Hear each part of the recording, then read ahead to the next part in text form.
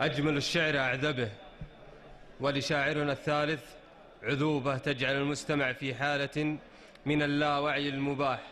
فلنستمع للشاعر بدر بن مسفر الميموني. أقول اللي بدون أعذار عن ربعه يغيب، خله ولا بد الليالي تصحيه، تعطيه درس يقعد الراس ويطيب، ولا يموت ولا بأحد بيبكيه، واللي يكمل لازمه والمواجيب. اللهم يجزى المصلين يجزيه، وترى طرات العمر شوف له صاحب، وقرابته الإنسان واللي يواليه، والعمر رحلة وآخر العمر تغريب، في منزل يا الله تكفي بلاويه، واللي يخلي الموت لابده يشيب إلى مآله، والمنية توافيه، والخير بين يا أهل العرف والطيب، وكل يبى يذكر على قد ما فيه، أحد خسر واحد كسب له مكاسيب، واحد حياته تاخذه واحد تعطيه، في الرابح اللي يرتب الحق ترتيب، من أقرب الأقراب لقصى عوانيه، في الله توفقنا خيار الأساليب، يا واحد ما خاب منه يناجيه.